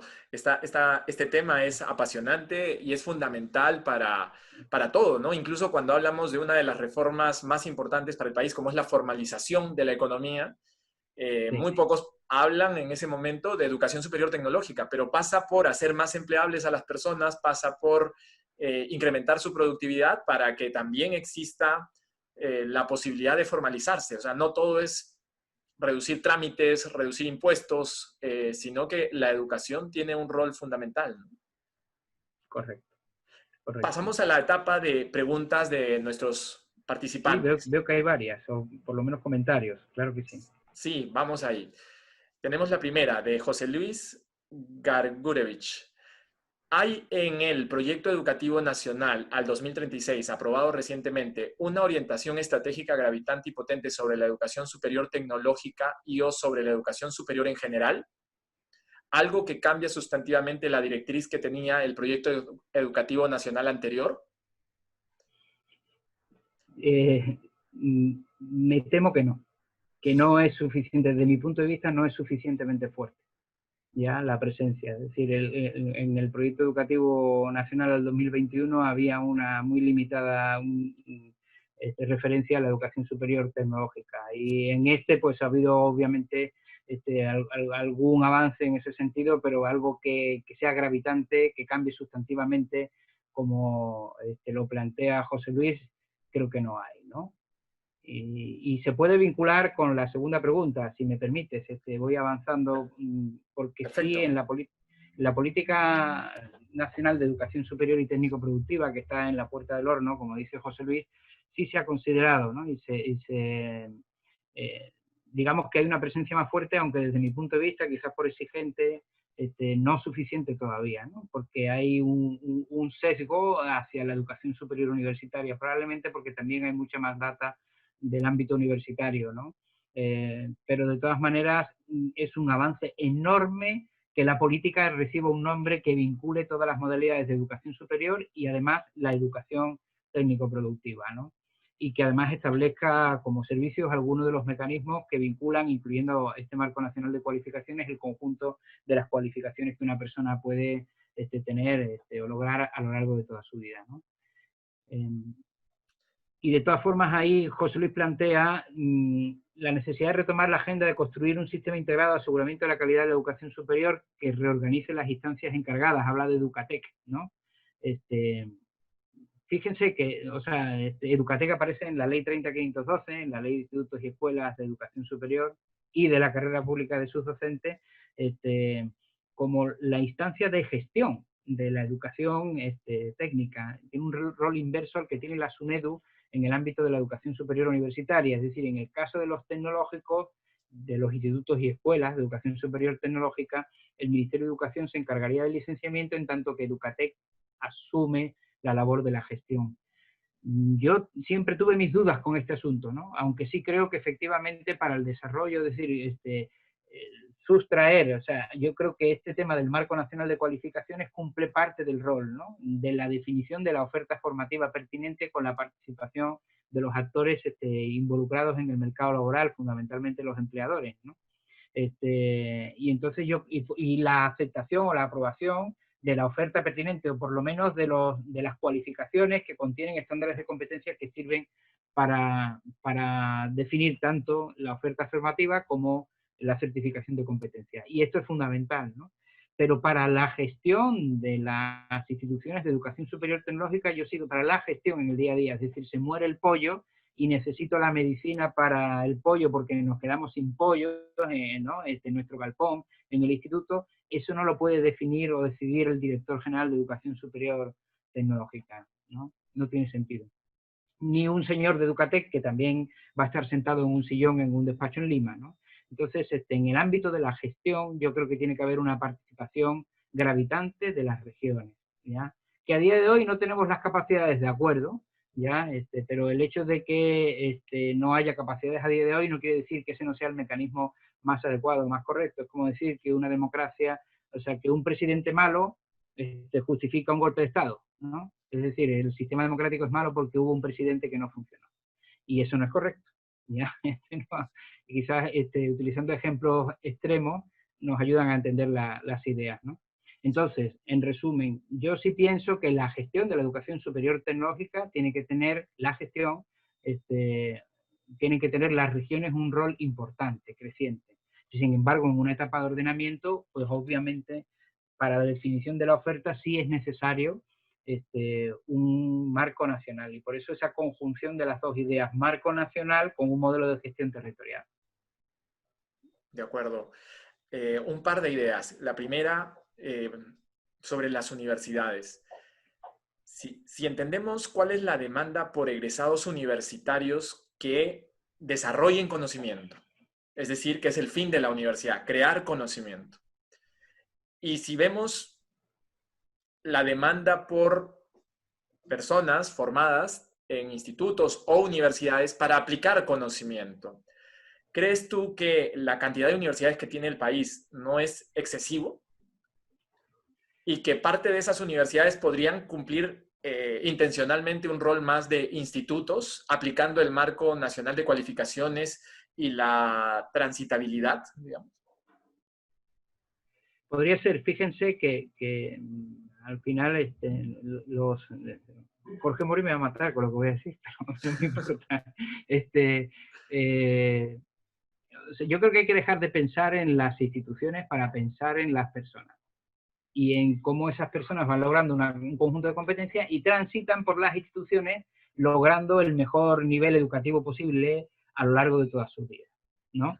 Igual que con las instituciones, con el mercado laboral, esto ya lo comentaba antes, y ahí un poco es justamente esa idea de la portabilidad de las competencias, ¿no? Que son trasladables, son transportables, porque pertenecen al individuo, a la persona, ¿ya? Entonces, en ese sentido, cualquier universidad, en buena lógica, con el equipamiento y las competencias adecuadas y las organizaciones que fuera necesario hacer en el interior de su gestión, podría desarrollar los niveles de cualificación 6, hasta desde el 8, que es, digamos, equivalente en el sistema educativo a un doctorado, hasta probablemente el 1, ¿no? El instituto o la escuela podría ofrecer desde el nivel 5 o 6 hasta el nivel 1, ¿no?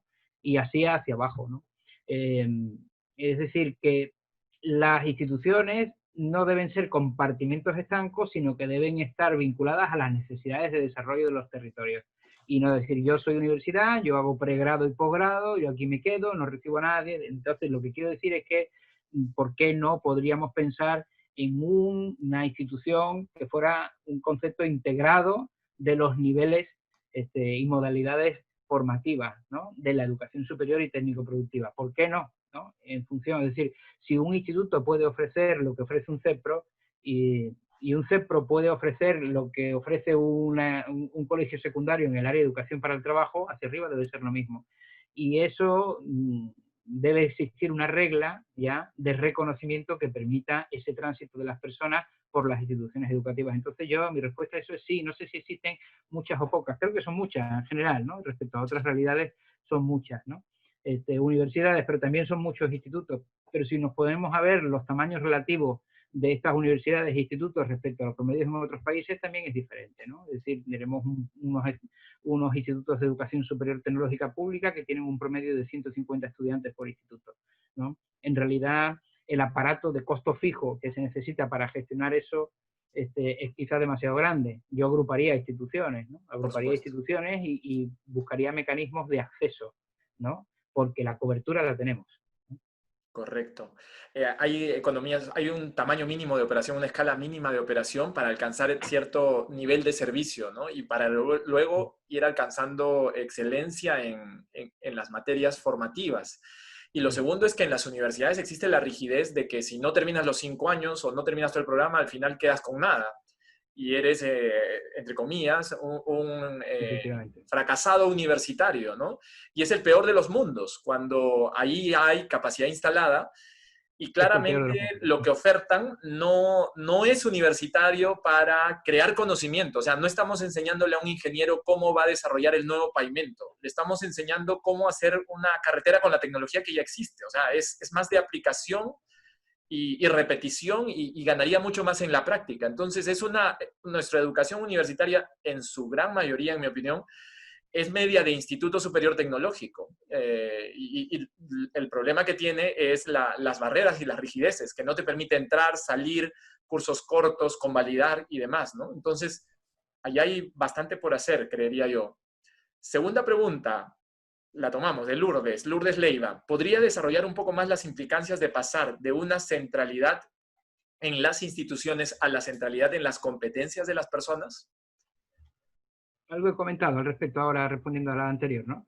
Es el concepto de portabilidad, de que es posible o debería ser posible sin mayores obstáculos y sin exigir convenios específicos entre las instituciones, que las personas que han logrado un nivel de cualificación que está reconocido por el Estado mediante un título, un certificado que equivale a un nivel de cualificación determinado, puede trasladarse a otra institución ya en la que ese nivel de cualificación es reconocido, lo que tú acabas de decir. Es decir, me traslado de un instituto a una universidad, tengo un nivel de cualificación 4, eso equivale a los módulos tales o a las asignaturas cuales, entonces tiene que haber un proceso de reconocimiento que sea más fácil, más automático que ese absolutamente burocrático e inalcanzable proceso de reconocimiento cuando entramos en los diseños curriculares específicos, porque ni siquiera entre dos universidades vecinas es posible que sean iguales. De acuerdo. De acuerdo. Y solo para rematar este tema de las universidades, muchos alumnos de universidades, es decir, egresados y profesionales universitarios, salen y dicen, pues todo lo que he aprendido en la universidad no lo estoy aplicando, recién estoy aprendiendo en el trabajo. Y eso nos muestra una falla. O sea, yo diría, entre las capacidades de las universidades y la capacidad de los institutos, las de las universidades son superior por un factor que tú explicaste, ¿no? El presupuesto. Manejan mucho más presupuesto y tienen más tradición, más antigüedad, etcétera. Si están ahí las capacidades y los alumnos egresados de universidades dicen que van al trabajo a aprender de ese trabajo, en su gran mayoría, me atrevería a decir, pues claramente hay que revisar el marco curricular, ¿no?, de las universidades, porque lo que realmente necesitan esos profesionales egresados universitarios es carreras de instituto con mucha más parte práctica, ¿no?, y centrado en la persona, como dijo la pregunta anterior. La oferta, siguiente pregunta, Adelina García. ¿La oferta es menor a la demanda por falta de presupuesto, lo cual lleva a dejar sin atender a una gran mayoría de la población? La oferta es menor a la demanda y es que, bueno, en realidad la oferta de educación superior tecnológica yo no creo que sea menor a la demanda. De hecho, muchos institutos salen a buscar clientela, vamos a decir, tanto los públicos como los privados, ¿no? O sea, yo creo que la oferta de educación superior de servicio educativo es suficiente para la demanda con la que contamos, por lo menos a nivel de cobertura. No estoy hablando de calidad, ¿no? Otra cosa es el acceso, es decir, no todo el que quiere estudiar educación superior tiene acceso porque no tiene las facilidades, no tiene los recursos, ¿no? O vive en un sitio aislado o no tienen las capacidades económicas familiares para poder trasladarse al lugar donde está el instituto, ¿no? Que normalmente es la provincia, en promedio es la provincia. Dentro de cada provincia prácticamente hay un instituto, ¿ya? Entonces yo no creo que la oferta se refiere a eso, la oferta, yo lo que creo que además la oferta, y ahora pasándonos al otro mercado, al mercado laboral, ¿no?, la oferta de perfiles de egresados de la educación superior tecnológica sí es menor que la demanda, ¿no?, la demanda del mercado laboral, porque hay una distribución, no menor el número de personas formadas, probablemente haría falta mayor número de personas formadas en la educación superior tecnológica y menor número de personas formadas en educación superior universitaria. Y por eso los universitarios acaban trabajando en puestos de trabajo, acaban desempeñándose en puestos de trabajo que son, cuyo perfil demanda digamos, las competencias de un egresado de un tecnológico, ¿no? De acuerdo. Allí Sí, entendí la también, pregunta, creo que va por ahí, ¿no? sí, yo la entendí por el lado de que toda la población, o sea, toda la población sin excepción, tiene, o la gran mayoría, tiene que trabajar en algún momento en su vida, porque es parte de la vida y es parte de su supervivencia y su desarrollo. Y si tiene que trabajar, requiere algún entrenamiento para trabajar. Y ese entrenamiento para trabajar, pues la secundaria debería ser, claro, el primer eslabón que le brinda lo mínimo indispensable para la vida, para ese trabajar. Y así es como salen a trabajar la gran mayoría de personas en el Perú. Y trabajan en un sector informal o de poca productividad o agrícola. Pero si fuésemos a sofisticar la estructura productiva peruana y el tejido laboral también, pues la educación superior tecnológica tendría que estar dando una cobertura mayor, ¿no? Porque si no eres universitario y no eres de educación superior tecnológica, la otra alternativa es que te quedes en el técnico productivo o en la secundaria, o ni siquiera en la secundaria.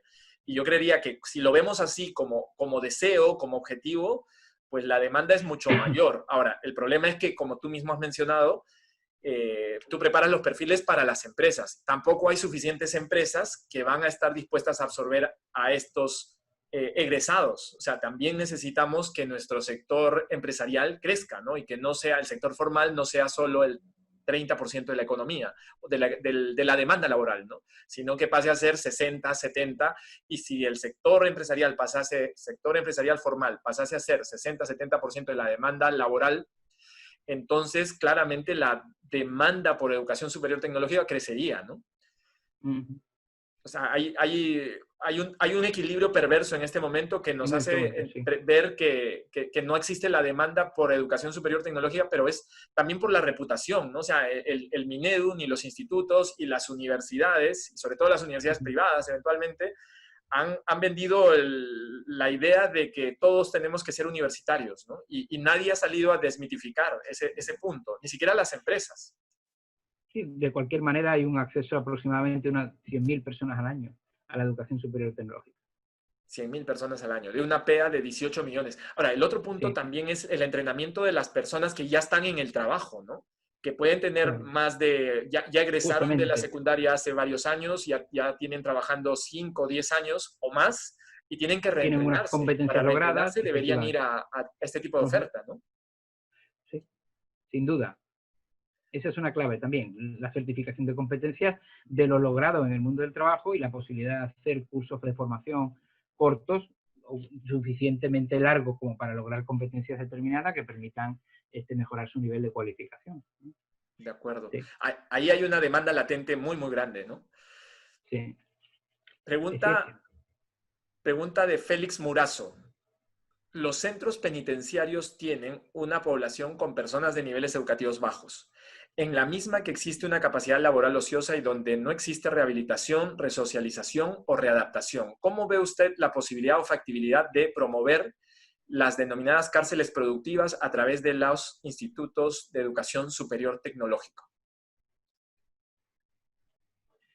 Magnífico. O sea, yo soy una persona que piensa que los presos deberían tener acceso a todas las modalidades formativas y todos los niveles educativos. Yo creo que la educación es una muy buena forma de reinserción laboral. Es un mecanismo probablemente el más poderoso, si no el más poderoso, uno de los más poderosos, ¿no? Hay un buen número de centros en los centros penitenciarios. Otra cosa es cómo funcionan, ¿no? Pero algunos funcionan dignamente, vamos a decirlo así, ¿no? Igual que está la educación técnico-productiva, podría estar los institutos de educación superior tecnológica y, ¿por qué no?, las universidades, más aún cuando esta realidad nos está mostrando que la educación a distancia no presencial es una posibilidad, y de hecho hasta se ha modificado la ley universitaria para poder romper ese techo del 50% de la formación por la vía no presencial, ¿no? Por Correcto. supuesto que sí. De acuerdo. Pregunta de Inés Carazo. Ah, qué bueno, ¿Cómo Inés. ven? Está en el chat, Inés, Inés Carazo, la conoces. Ok, Sí. dice, ¿cómo ven el rol del PEMESUD en el fortalecimiento de gestores universitarios o de equipamiento en los institutos superiores tecnológicos? Y la relación con ICACIT como acreditadora especializada, que ya no solo actúa a nivel superior, sino de institutos superiores tecnológicos, o el rol de los programas de certificación laboral del Ministerio de Trabajo o del CINEACE. Ya. Bueno, yo creo que programas como el PMSUD son una vía alternativa adecuada de financiamiento, ¿no? Es una oportunidad de financiamiento para los institutos de educación superior tecnológica, para las universidades, ¿no? Esta vía de la formación o del apoyo con los gestores universitarios en el componente 2 de fondos concursables, en el que yo no estoy, pero a mí me parece que es una vía adecuada, ¿no? La relación con ICACIT específicamente yo la desconozco, ¿no? Desconozco porque sé que hay varias instituciones que han sido contratadas por el PMSUD, por el componente 2 del PMSUD para desarrollar esta tarea, ¿no? No sé exactamente a qué se refiere Inés, pero la llamaré para preguntarle en relación a lo de ICACIT, ¿no? Y así no entiendo muy bien ese asunto, ¿no? No sé si podemos abrir el micro y abrir el debate, no sé cómo funciona la Sí, dinámica sí o te estoy podríamos preguntando hacerlo. yo. Inés, dame un segundo. Inés, o Inés, Inés nos dejó la... Ah, Ya no, nos dejó. no, aquí está Inés. Es Mercedes Inés Ah, Carazo. es Mercedes Inés, con razón. Yo estoy Sí. buscando a Inés. Mercedes Inés. Inés, te podemos escuchar. Ya, ahora sí puedo. No, el ICACIT Hola, es un organismo de me alegro acreditación. de oírte. Igualmente, ya tienes menos pelo que antes.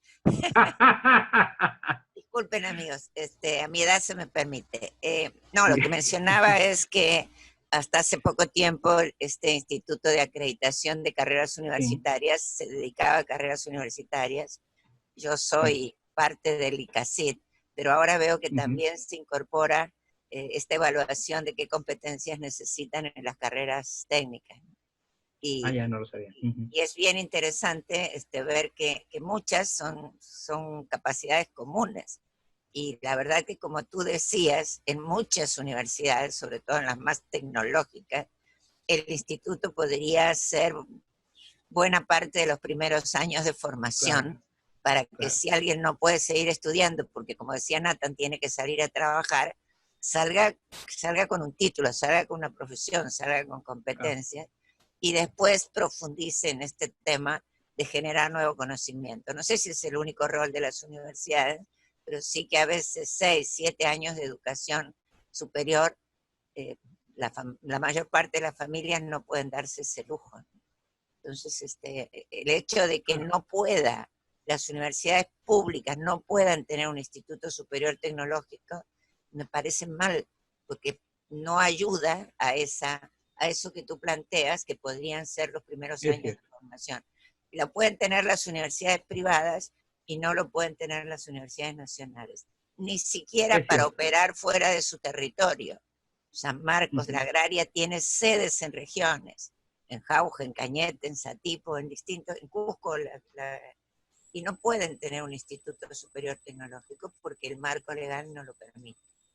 Entonces, si lo permitiera, a lo mejor seríamos más amigos. Yo creo muchísimo en el rol de los institutos y frente a esta pospandemia, CEPROS e institutos superiores tecnológicos son los van a que permitir la reactivación económica. Gracias por darme la palabra. Gracias, Inés. Me autoexcluyo, porque me gusta mucho. comparto la idea, ¿no? Y de hecho hubo durante un tiempo, y creo que de ahí heredamos este asunto, digamos, de no poder vincular la educación superior tecnológica a la universitaria o de no encontrar los mecanismos, el tema de las escuelas de educación superior que tenían las universidades que fueron creadas como puerta de atrás, ¿no? Como puerta trasera para acceder a aquellos que no podían acceder por vía del examen de ingreso, en el caso de las instituciones educación superior universitaria pública, ¿no? Que competían, digamos, ilegalmente o alegalmente con los institutos, ¿no? Perfecto, Facundo. Ya estamos llegando al final. La pregunta de cierre, entonces, es la siguiente. Para el siguiente ministro de Educación que tengamos en el siguiente gabinete, ¿cuál sería tu recomendación con relación a la reforma e impulso que requiere la educación superior tecnológica? Bueno, yo me centraría en dos cosas. En la aprobación e implementación de la Política Nacional de Educación Superior y Técnico-Productiva como elemento, digamos, orientador, estratégico, y como instrumento en el Marco Nacional de Cualificaciones, sin duda, ¿no?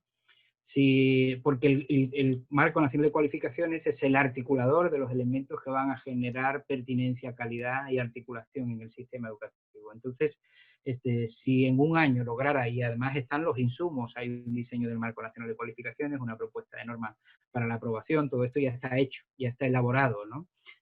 Hay un modelo de representación sectorial para el funcionamiento de los consejos sectoriales de competencia y otros mecanismos para el poblamiento del marco, en fin. Entonces, la mesa está servida, señor ministro.